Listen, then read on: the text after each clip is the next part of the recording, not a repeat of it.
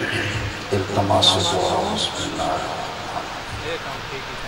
اللہم کن ولیک الحجۃ ابن الحسن صلواتک علیہ وعلی آبائہ فی هذه الساعة وفی کل ساعة ولیا وحافظا وقائدا وناصرا ودلیلا وعینا حتی تسکنہم ارزق طوعا وتمتعه فيها طويلا اللهم يا مدبر الامور يا مجري البحور يا ملين الحبيب لداود عليه السلام رب صل على محمد وآل محمد مولاتي يا فاطمة وعيسى مولاتي یا فاطمہ عیسی مولاتي یا فاطمہ عیسی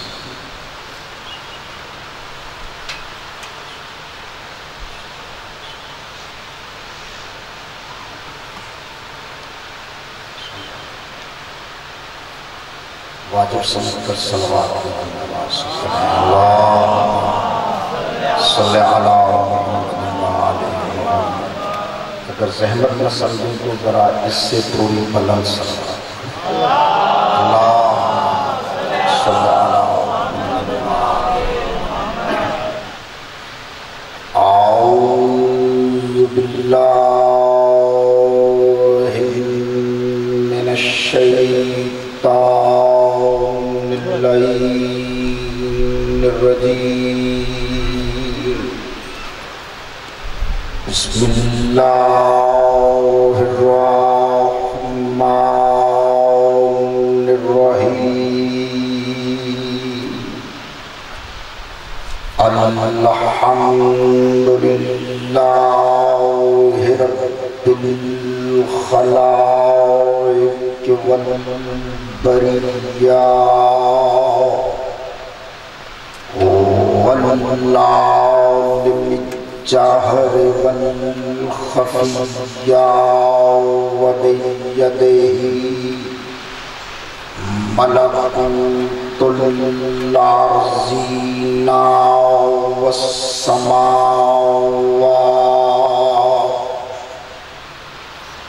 والصلاة والسلام علی النبی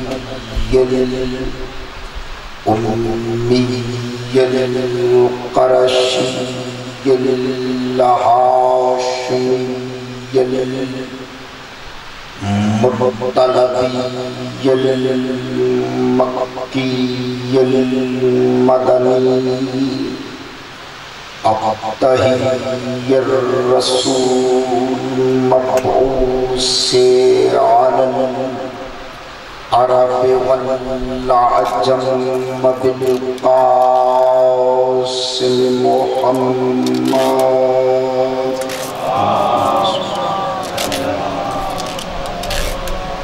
وآله الطيبين الطاهرين المعصومين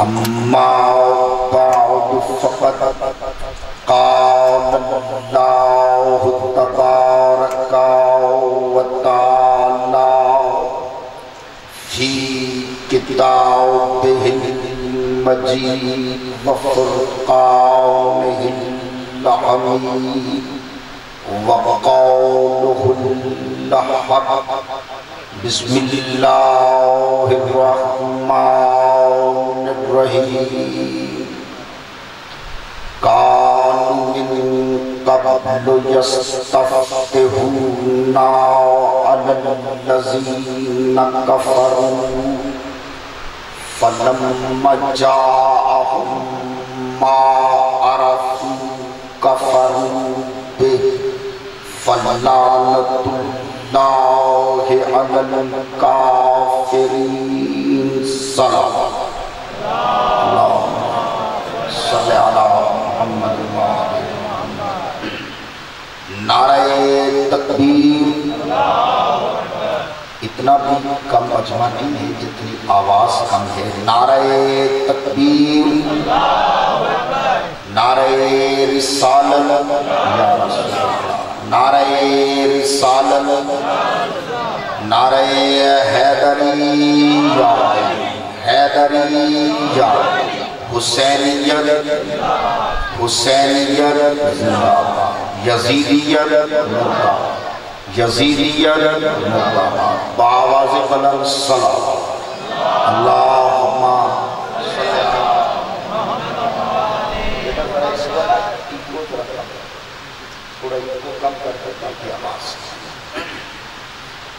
ارباب دانش و اہل علم حضرات، بزرگان دین، برادران ملت، عاشقان رسول و عاشقان اولاد رسول و عاشقان رسول و اولاد رسول، میں نے اس وقت آپ حضرات کے سامنے پارہ نمبر 1 سورہ نمبر 2 یعنی سورہ البقرہ کی آیت نمبر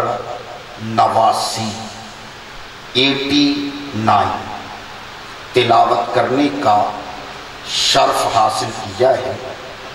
اس آیت میں اللہ نے زبانی بے زبانی کے ساتھ تمام صاحبان اسلام و ایمان و ایقان پر، تمام صاحبان علم و معرفت و محبت و مودت پر اس حقیقت کو واضح فرما دیا ہے کہ میرا رسول، میرا محبوب، میرا مطلوب، میرا مقصود، میرا احمد، میرا محمد، میرا حبیب، وہاں کا مجتبی، یہاں کا مصطفیٰ.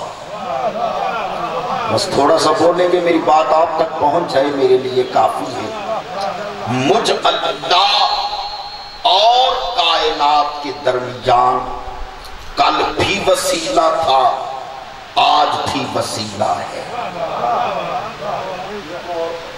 آواز ٹکرائے تاکہ لوگوں تک بات صحیح.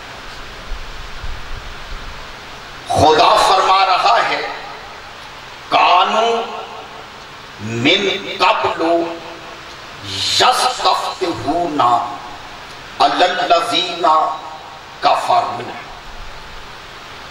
اس سے پہلے یعنی رسول پاک کی اس دنیا میں آنے سے پہلے، دیکھیے صاحبان جتنے بھی افراد یہاں بیٹھے ہوئے ہیں، میں ساری تقریر کے لیے آپ کو زحمت نہیں دوں گا، صرف اتنی گزارش کروں گا کہ یہ جو میری پہلی بات ہے اگر آپ نے یہ توجہ سے سماعت فرما لی تو میں یہ سمجھتا ہوں کہ میرے آنے کا مقصد پورا ہو جائے گا. صرف یہ پہلی بات پہ آپ ذرا توجہ فرمائیں گے. ہمارے رسول کے اس دنیا میں آنے سے پہلے رسول کونین کے عالم انوار سے اس عالم اظہار میں آنے سے پہلے، یا فکرہ اور بدل دوں، عالم نورانیت سے اس عالم مادیت میں قدم رکھنے سے پہلے، نہیں یہ فکرہ ذرا اور مشکل ہو گیا، میں آسان کر دیتا ہوں. حضرت بی بی سیدہ آمنہ سلام اللہ علیہ کی آغوش مبارکہ کی زینت بننے سے پہلے، یعنی ابھی ہمارا رسول جسمانی اعتبار سے دنیا میں آیا نہیں، کہ اللہ فرما رہا ہے کہ کانوا من قبل یستفتحون علی الذین کفروا. جب یہودی اس دور کے کافروں سے مشرکوں سے جنگ لڑتے تھے، ان کی لڑائی ہوتی تھی، اور یہودی لڑتے ہوئے یہ محسوس کرتے تھے کہ کافر ہم پر غالب آ رہے ہیں، ہمیں شکست ہو رہی ہے، تو وہ اپنی شکست کو، اپنی ہار کو فتح میں بدلنے کے لیے وہ یہودیوں کے علماء آسمان کے نیچے کھڑے ہو کر اللہ سے فتح کی دعا مانگتے تھے۔ جتنے بولے ہو میں شکر گزار ہوں۔ سمجھ آ رہی ہے بات؟ یہودی جب کافروں کے ساتھ لڑتے تھے تو یہودی یہ محسوس کرتے کہ کافر اور مشرک ہم پر غالب آ رہے ہیں، تو وہ کافروں کی اس غلبے کو ختم کرنے کے لیے اور اپنی شکست کو فتح میں بدلنے کے لیے یہودیوں کے علماء آسمان کے نیچے کھڑے ہو کر، یعنی بغیر سائے کے زیر آسمان کھڑے ہو کر اللہ سے فتح کی دعا مانگتے تھے۔ کیسے مانگتے تھے؟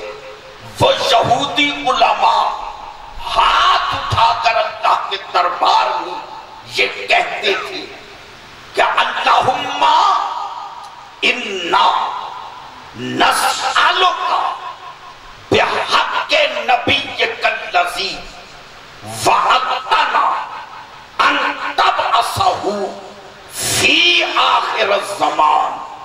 پروردگار تجھے اس نبی کا واسطہ جس کو آخری زمانے تو نے بھیجنے کا وعدہ کیا ہے۔ نہیں صاحبان، میں نے اسی لیے پہلے گزارش کی تھی کہ ذرا میری پہلی بات پہ توجہ کی جائے، پھر آگے بے شک آپ کی مرضی ہے بولے نہ بولے۔ ہمارے رسول کے دنیا میں آنے سے پہلے، ابھی رسول دنیا میں آیا نہیں، ابھی میرا رسول بی بی آمنہ کی گود کی زینت بنا نہیں، کہ وہ یہودی علماء واسطہ دے کر دعا مانگتے تھے کہ بحق نبی الذی وعدتنا فی آخر الزمان ان تبعثہ فی آخر الزمان۔ تجھے اس نبی کا واسطہ جس کو آخری زمانے میں تو نے بھیجنے کا ہم سے وعدہ کیا ہے، ان تنصرنا اليوم، اس نبی کے صدقے میں آج کے دن ہماری مدد فرما۔ جیتے رہیں، سلامت رہیں۔ بے شک مجمع کم ہے، لیکن میری بات، میرے لفظ، میری تصویر ویڈیو کیمرے میں محفوظ ہو رہی ہے۔ میں اپنے لفظوں کا نہیں، آپ سب کی دعاؤں کے صدقے میں اور ترابی صاحب کی دعاؤں کے صدقے میں میں الحمدللہ اپنے حرفوں کی ضمانت دے کر اور حوالہ دے رہا ہوں۔ نوٹ کرنا چاہو کر لو، تقریر کے بعد لکھوانا چاہو لکھوا لو۔ بعد میں اگر کسی کو ضرورت پڑے تو رابی صاحب کے پاس نمبر ہے، مجھے فون کیجئے گا، میں فوٹو کاپی بھی بھیج سکتا ہوں۔ تو میں حوالہ دے رہا ہوں، اس سے بڑا میں بات نہیں کر سکتا۔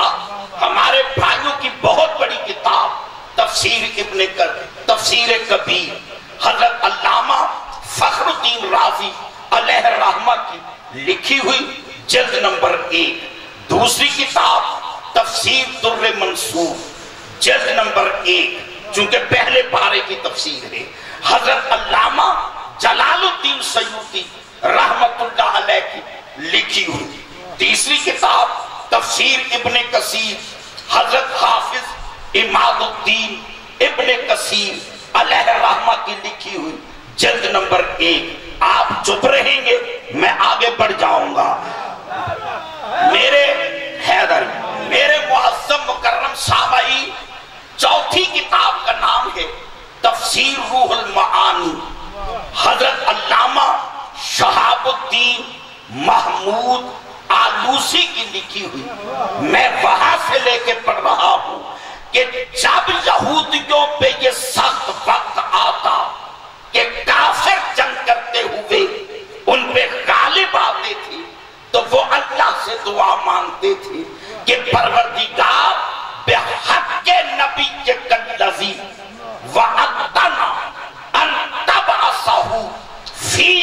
آخر الزمان، تجھے اس نبی کا واسطہ کہ جس کو آخری زمانے میں بھیجنے کا تو نے ہم سے وعدہ کیا ہے، ان تنصرنا اليوم، آج کے دن ہماری مدد فرما۔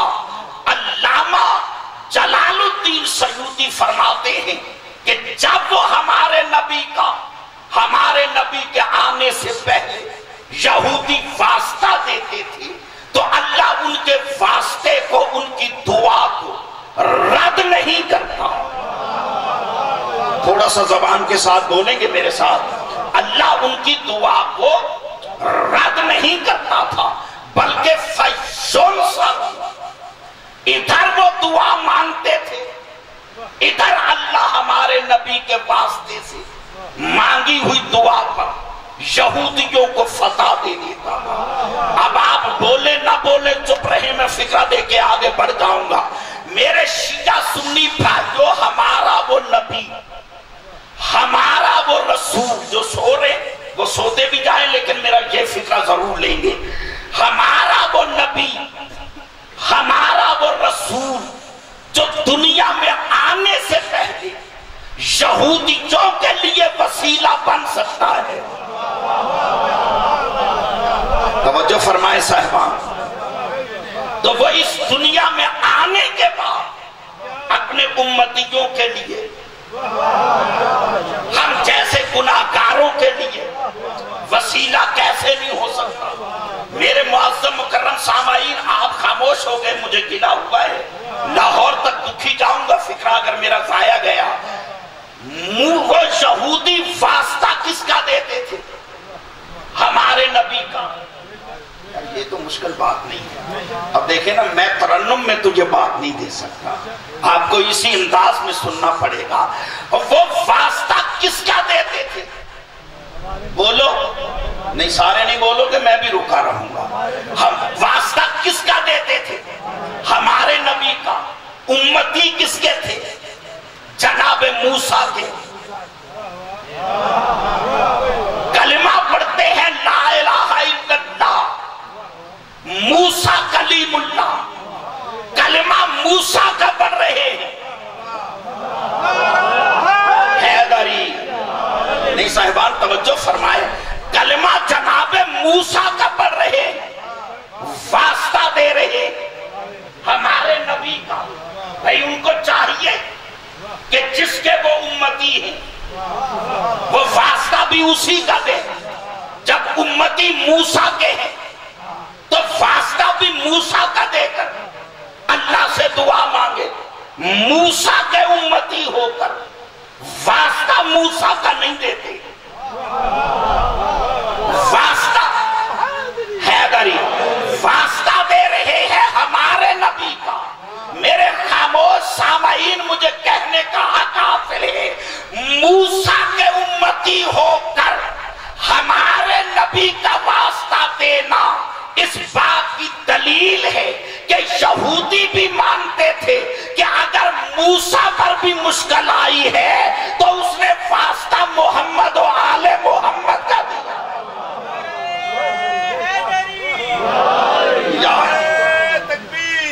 اللہ اکبر، نعرہ رسالت، یا رسول اللہ، نعرہ حیدری۔ ایک درود نہیں پڑھ دیتے بلند آواز سے؟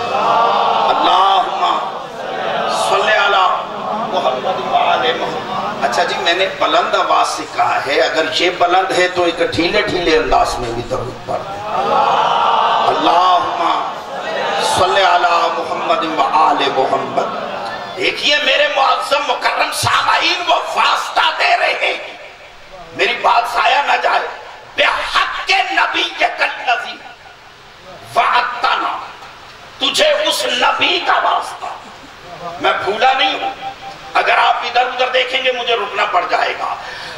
واسطہ دے رہے ہیں بحق نبی الذی وعدتنا، اس نبی کا جس کو بھیجنے کا تو نے وعدہ کیا ہے، یعنی ابھی وہ آیا نہیں ہے۔ یہودی کہہ رہے اس نبی کا واسطہ، ایک بندہ نہ بولے میں اپنے فکرے پہ مطمئن ہوں، مولانا اگر ہمارا نبی دنیا میں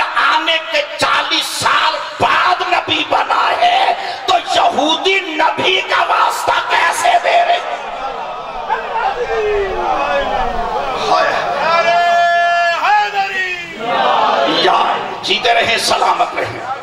اب اللہ فرما رہا ہے فَلَمَّا جَاءَهُمْ مَا عَرَفُوا، جب وہی رسول جس کا واسطہ دے کر وہ اللہ سے دعا مانگتے رہے، جب وہ رسول ان کے درمیان ظاہر بظاہر اس جسمانی لبادے میں، بشری لبادے میں وہ رسول ان کے سامنے آ گیا، اللہ فرماتا ہے جانتے تھے کہ یہ وہی رسول ہے، چونکہ مما عرف وہ اس کو جانتے تھے جو انجیل اور تورات زبور میں ہمارے نبی کی علامات نشانیاں تحریر تھی، وہ ان کے مطابق جانتے تھے کہ یہ وہی رسول ہے، لیکن جاننے کے باوجود کفروا بہ، انہوں نے ماننے سے انکار کر دیا۔ جیسے انکار کیا اللہ فرماتا ہے کہ یاد رکھو فلعنت اللہ علی الکافرین، ایسے کافروں پر اللہ کی لعنت ہے۔ تو آیت سے پتا چل گیا کہ کافر دیواروں پر لکھنے سے کافر نہیں بنتا، جو گھر میں بولتے ہیں وہ یہاں بھی بولے، جو گھر میں نہیں بولتے میں ان کا تو ذمہ دار نہیں ہوں۔ کافر دیواروں پر لکھنے سے کافر نہیں بنتا، نعرے لگانے سے کوئی کافر نہیں بنتا۔ قرآن اعلان کر رہا ہے کہ کافر کب بنتا ہے؟ جب معصوم کو، حجت خدا کو، نبی اور امام کو کوئی جاننے کے باوجود، پہچاننے کے باوجود ماننے سے انکار کر دے، اللہ فرماتا ہے کافروں پر لعنت ہے۔ میرے شیعہ سنی بھائیوں، ابلیس جانتا تھا کہ یہ آدم ہے، نہیں مجھے افسوس ہوا ہے، ابلیس جانتا تھا کہ یہی آدم ہے، یہی خلیفت اللہ ہے، اس کی خلافت کا اعلان اللہ نے ملائکہ میں فرمایا ہے، جانتا تھا، مگر جاننے کے باوجود اس نے مانگنے سے انکار کر دیا۔ چلو سار ہلا دینا، نہ بولنا، جاننے کے باوجود ماننے سے انکار کر دیا۔ اللہ فرماتا ہے کہ جب اس نے ماننے سے انکار کیا کان من الکافرین، وہ کافروں میں سے ہو گیا۔ معلوم ہوا جو بھی معصوم کو جاننے کے باوجود، پہچاننے کے باوجود ماننے سے انکار کر دے، وہ کل بھی کافر تھا، وہ آج بھی کافر ہے۔ آپ خاموش ہو گئے، مجھے ایک آیت کا حوالہ اور دینا پڑ گیا۔ نعمان بن فہری جانتا تھا کہ یہی علی ہے،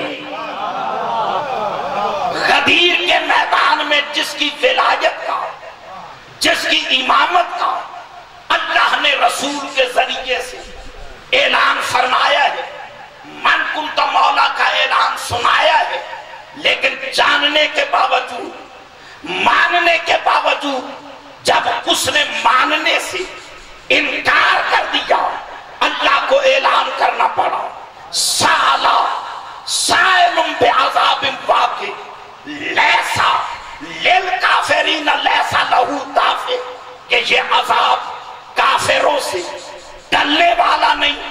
میں نے عالم تصور میں عرض کیا، پروردگار معاف کرنا، چھوٹا منہ بڑی بات، ابھی تو تیرے ساتھ حج کر کے آیا ہے، نمازیں بھی ساتھ پڑھتا رہا، تیرے پہلے رسول کے پہلو میں بھی بیٹھتا رہا، نبی کے ساتھ رکوع و سجود کرتا رہا، پھر کافر کیوں ہے؟ فرمایا پگلے، بے شک وہ نبی کے ساتھ نمازیں پڑھتا رہا، روزے رکھتا رہا، حج بھی کر کے آیا ہے، لیکن اتنے عرصے میں اس کا کفر اس کے دل کے اندر چھپا ہوا تھا۔ اگر چھپے ہوئے یار چھپے ہوئے حیدری چھپے ہوئے کفر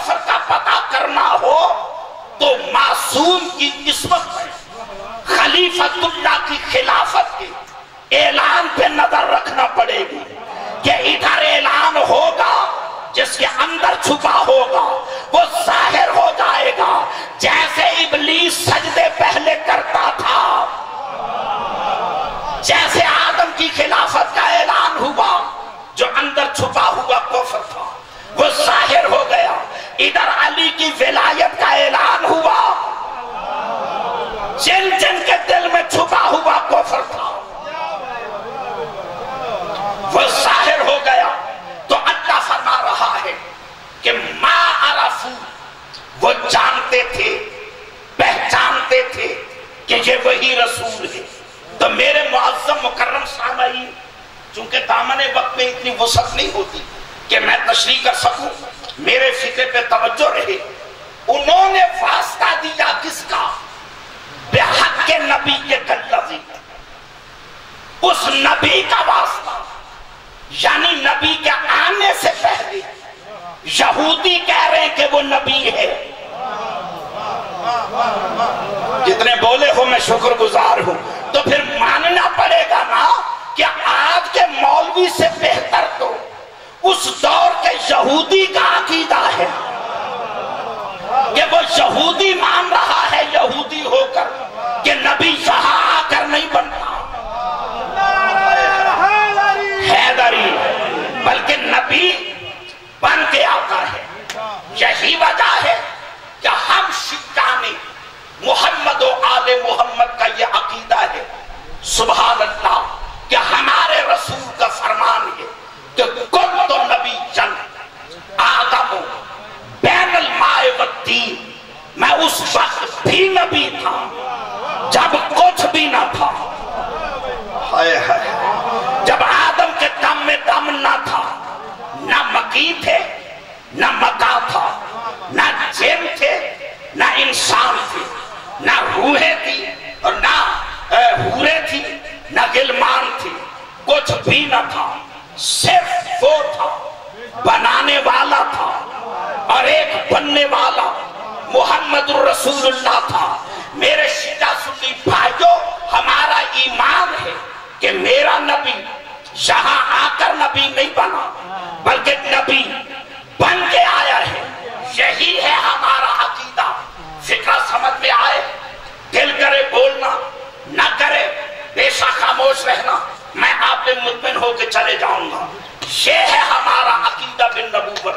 ہماری کتاب بحار الانوار جلد نمبر 1 کتنا اردو میں چھپی ہوئی، اس میں حضرت علامہ مجلسی علیہ الرحمہ نے رسول پاک کے باب میں تحریر فرمایا ہے کہ جب ہمارا نبی اس دنیا میں آیا تو میرے نبی نے دنیا میں آتے ہی سب سے پہلے کیا کیا؟ خر للہ ساجدن، میرے نبی نے سب سے پہلے توحید کا سجدہ ادا کیا. جیتے رہو، سلامت رہو. میرے معظم مکرم سامعین، نبی نے تو دنیا میں آتے ہی ماں کے دودھ پینے سے پہلے سجدہ توحید ادا کیا ہے تاکہ میرے آنے والے امتیوں کو پتا چل جائے کہ مجھے 40 سال کے بعد نبی نہ ماننا. میں سجدہ کر کے بتا رہا ہوں کہ ہم وہاں بھی اللہ کو منوانے والے تھے اور ہم یہاں بھی اللہ کو اللہ منوانے والے ہیں. اب علامہ مجلسی علیہ الرحمہ لکھتے ہیں کہ رسول پاک کو بی بی آمنہ نے اٹھایا. گھبرا تو نہیں گے صاحبان؟ ہاں دیکھیے، آپ بولے نہ بولے، جو وقت دیا گیا ہے انشاءاللہ مجھے پوری کوشش کرنی ہے اور اپنی ایمانداری سے عشق علی کی نماز ادا کرنی ہے. جو آپ بول سکیں تو آپ کی مہربانی ہے. حیدری، علامہ مجلسی علیہ الرحمہ لکھتے ہیں، ترابی صاحب، وہ فرماتے جیسے ہمارا رسول دنیا میں آیا، بی بی آمنہ کی اور ابھی آغوش میں تھا، ہاتھوں میں تھا، یحرک شفتین. دیکھیے، میں وہ خطیب نہیں ہوں جو ٹوٹے پڑھوں، میں موضوع لے کے چلنے کا عادی ہوں. آپ سنیں گے میں پھر بھی موضوع پڑھوں گا، آپ نہیں سنیں گے میں پھر بھی ٹوٹ کے نہیں پڑھوں گا، موضوع پڑھوں گا. یحرک شفتین، میرے رسول نے جیسے دنیا میں آئے، رسول کے لب متحرک ہوئے، یعنی رسول کے لبوں نے حرکت کی. بھائی سمجھ آ رہی ہے میری بات؟ رسول کے لبوں نے حرکت کی. بی بی فرماتی میں نے چھپ کر جو آواز سنی تو رسول میرے بیٹے محمد کے لبوں سے لفظ نکل رہے تھے، اشہد ان لا الہ الا اللہ. بولو یار جنہیں سمجھ آ رہی ہے. کبھی کبھی ایسی باتوں پہ بھی بولتے ہیں ہم وحدہ لا شریک لہ واشہد انی محمد الرسول اللہ. میں گواہی دیتا ہوں کہ اللہ کا کوئی شریک نہیں اور یہ بھی گواہی دیتا ہوں کہ میں محمد اللہ کا رسول ہوں. حیدری دیکھیے میرے معظم مکرم سامعین، میرے نبی کا دنیا میں آتے ہی اپنی رسالت کی گواہی دینا اس بات کی دلیل ہے کہ میں نبی بن کے آیا ہوں، یہاں آ کر نہیں بنوں. بڑی پیاری بات ہے اگر آپ نے توجہ فرمائی. اب بی بی صفیہ بنت عبد المطلب رسول پاک کی پھوپھی. بیٹا بات پہ توجہ رکھنا چونکہ بزرگوں سے سن کے پڑھتے ہیں آپ کو ہی سنانی ہوتی ہے. رسول پاک کی پھوپھی حضرت بی بی صفیہ بنت عبد المطلب وہ فرماتی ہے کہ میں نے دستور العمل کے مطابق. اب مجھے بزرگوں کو بھی یہ سمجھانا پڑے دستور کیا ہوتا ہے. جب دنیا میں بچہ آتا ہے تو مائیں اسے الٹ پلٹ کے دیکھتی ہیں، کبھی اوپر کر کے کبھی نیچے کر کے کہ کہیں بچے میں کوئی جسمانی عیب تو نہیں ہے، کوئی نقص تو نہیں ہے. اور بی بی صفیہ فرماتی ہے کہ جیسے ہی میں نے دنیا کے دستور کے مطابق اپنے بھتیجے محمد کو یوں اٹھایا. میرے فکر پہ توجہ رہے یہ بات صرف سننے سے نہیں دیکھنے سے بھی تعلق رکھتی ہے، اور اگر یہ میں نے بات پہنچا دی تو میں سمجھوں گا کہ میرے آنے کا مقصد پورا ہو گیا. بی بی فرماتی جیسے میں نے بھتیجے کو الٹ پلٹ کے دیکھا اور جیسے دیکھا تو میں پریشان ہو گئی. میرے بھتیجے محمد کی یہ جو شانوں والی یہ ادھر اور ادھر دو چوڑی ہڈیاں ہیں، ایک ادھر ایک ادھر. اب مجھے یہ بھی بتانا پڑے کہ شانوں کے پیچھے ہڈیاں ہیں تو مجھے تو افسوس ہوگا. آپ خود اپنے پیچھے ہاتھ مار کر دیکھ لیں، دو چوڑی ہڈیاں ہوتی ہیں. بی بی فرماتی ان کے درمیان میرے بھتیجے محمد کی ایک گوشت کا حصہ ابھرا ہوا تھا. جیسے میں نے دیکھا تو میں پریشان ہو گئی کہ یہ کوئی جسمانی عیب تو نہیں، یہ کوئی نقص تو نہیں. وہ بندہ مجرم ہوگا جو سمجھ کے نہیں بولے گا. بی بی فرماتی ہے دوسرے لمحے جیسے میں نے اس ابھرے ہوئے، بھائی سونا بھی ہے میری بات بھی سننی ہے، جیسے میں نے ابھرے ہوئے گوشت کو غور سے دیکھا تو اس کے دائیں طرف لکھا تھا لا الہ الا اللہ. جیتے رہے سلامت رہے. اور اس کے بائیں جانب لکھا تھا محمد رسول اللہ، یعنی یہ ہے وہ مہر نبوت جو آپ اکثر سنتے ہیں نا رسول کے اپنے کندھوں پہ مہر نبوت تھی. وہ یہی تھی کہ وہ گوشت کا حصہ ابھرا ہوا تھا ان چوڑی ہڈیوں کے درمیان. ایک طرف لکھا تھا لا الہ الا اللہ، دوسری طرف لکھا تھا محمد رسول اللہ. اب تک آپ نے جتنا میرا امتحان لینا تھا لے لیا. اب میں اس چہرے کی زیارت چاہتا ہوں مولا کے صدقے میں جو سمجھ بھی رہا ہے، علی کو دل میں بھی رکھتا ہے اور بول نہیں رہا.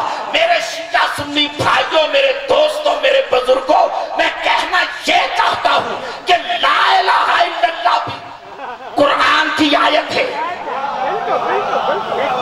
اور محمد رسول اللہ بھی قرآن کی آیت ہے. گھروں میں جا کے چیک کر لینا، قرآن کا فیصلہ ہے کہ لا یمسہ الا المطہرون. قرآن کو بغیر وضو کے، بغیر طہارت کے مس نہیں کیا جا سکتا.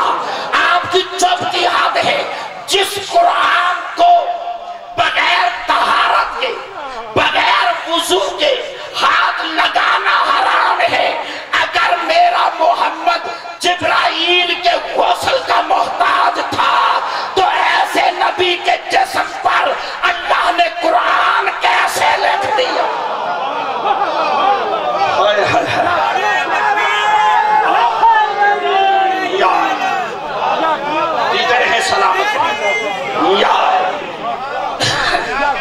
جیتے رہیں سلامت رہیں. دیکھیے اب تک جو ماحول تھا آپ اس بات کے گواہ ہیں کہ میں نے موضوع بھی نہیں چھوڑا اور میں گھبرایا بھی نہیں. میرے شیعہ سنی بھائیوں، وہ جو مہر نبوت تھی، ایک طرف لا الہ الا اللہ لکھا ہے، ایک طرف محمد رسول اللہ لکھا ہے. یہ دونوں ہے آیتیں. آپ ادھر بھی دیکھیں گے، میری بات بھی سنیں. دیکھیں نا، میں آپ کے چہرے کی زیارت کو ثواب سمجھتا ہوں. معصوم کا فرمان ہے مومن کے چہرے کو دیکھنا بھی ثواب. آپ بولے نہ بولے، لیکن صرف مجھے زیارت کا موقع دے دیں گے تو میرا جو ثواب ہے وہ پورا ہو جائے گا. اچھا ایک درود پڑھیے گا صلوات. اللہم صلی علی محمد وآل محمد. بانیہ مجلس بھائی حاکم شاہ صاحب بھی تشریف لے آئے ہیں، تو چلو ان کی موجودگی میں فکرہ اس لیے دے رہا ہوں کہ بانی کو بھی پتا چلے کہ مولوی نے بھی کچھ پڑھا ہے. تو میں جو بات دینا چاہتا ہوں بڑی توجہ چاہتا ہوں. میرے معظم مکرم سامعین، رسول کے اس شانوں کی ہڈیوں کے درمیان وہ جو مہر نبوت گوشت کا حصہ ابھرا ہوا تھا، ایک طرف لکھا ہے لا الہ الا اللہ، سارے بولو لا الہ الا اللہ. دوسری طرف لکھا ہے محمد رسول اللہ. یہ ہے دونوں قرآن کی آیتیں. دیکھیے جو مقام طہارت پورے قرآن کا ہے وہی ایک پارے کا ہے. جو ایک پارے کا ہے وہی ایک سورت کا ہے. جو ایک سورت کا ہے وہی ایک آیت کا ہے. جو ایک آیت کا ہے وہی ایک قرآن کے لفظ کا ہے. ایسا نہیں ہے کہ پورے قرآن کو بغیر وضو کے ہاتھ لگانا حرام ہے اور ایک سورت کو حلال ہے، یا ایک سورت کی جگہ پہ آیت کو لگایا جا سکتا ہے. نانا، جو مقام طہارت پورے قرآن کا ہے، یعنی جس طرح مکمل قرآن کو بغیر وضو کے چھوا نہیں جا سکتا، اسی طرح اس کی ایک سورت کو، سورت کی ایک آیت کو، آیت کے ایک لفظ کو، لفظ کے ایک حرف کو چھوا نہیں جا سکتا بغیر وضو کے. چپ رہو، تمہاری مرضی ہے. ماننا پڑے گا جو مقام طہارت پورے قرآن کا ہے وہی چھوٹی سے چھوٹی آیت کا ہے. یہی بات تو مباہلہ میں رسول سمجھا رہے تھے کہ بے شک حسین گودی میں ہے. ہائے ہائے ہائے ہائے ہائے ہائے. اب بے شک میں محمد عالم بزرگی میں ہوں، لیکن میں مباہلہ میں حسین کو گودی میں لا کے بتا رہا ہوں کہ جو مقام طہارت مجھ محمد کا ہے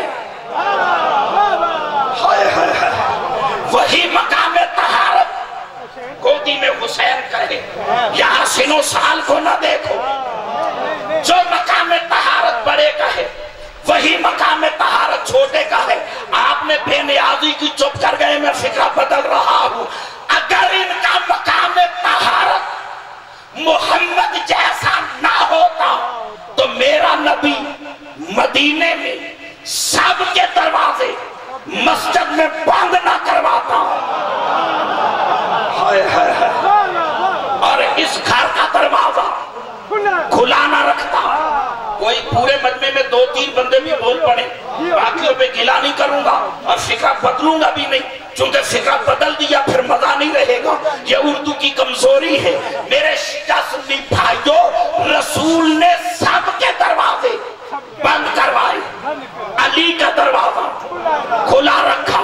ایک صحابی جن کا نام ہے جابر بن سمرہ رضی اللہ تعالیٰ عنہ، وہ فرماتے ہیں کہ صحابہ میں سے ایک صحابی کھڑے، انہوں نے کہا یا رسول اللہ دروازہ تو نہیں نکالنے دیتے، حوالہ چاہیے ہوگا، میں حاضر ہوں. دروازہ تو نہیں نکالنے دیتے، اتنی اجازت دے دی کہ دیوار میں اتنا سوراخ بنا دوں کہ اس میں سے سر نکال کر میں مسجد کے اندر جھانک لوں. رسول فرماتے نہ، اللہ نے اس کی بھی اجازت نہیں دی. اب اگلے جملے پہ دل کرے بولنا نہ کرے نہ بولنا. صحابہ نے پوچھا یا رسول اللہ سب کے دروازے بند کیوں کروائے ہیں؟ آخر علی ہی کا دروازہ کھلا کیوں رکھا ہے؟ بولنا اسی نے ہے جس کا بولنا علی کو पसंद है। फरमाया ताकि तुम्हें पता चले, आने वाली नस्लों को पता चले कि पाक और है पलीद और है वली। सुभान अल्लाह। बस साहिबान आप बोल पड़े, मैंने मौजू समेट दिया। ये है कुरान की आयत। आप बोले ना बोले, मैं बात आखिरी दे रहा हूं, चूंकि भाई आ गए हैं, उनका एहतराम भी मुझ पे जरूरी है। आप इतना बोल पड़े, मेरा मजलिस में हिस्सा हो गया। सिर्फ एक बात करने की इजाजत मांग रहा हूं। रसूल पाक पर अल्लाह ने यह आयत नाज़िल की, इन्नमल मुशरिकूना नजसुन।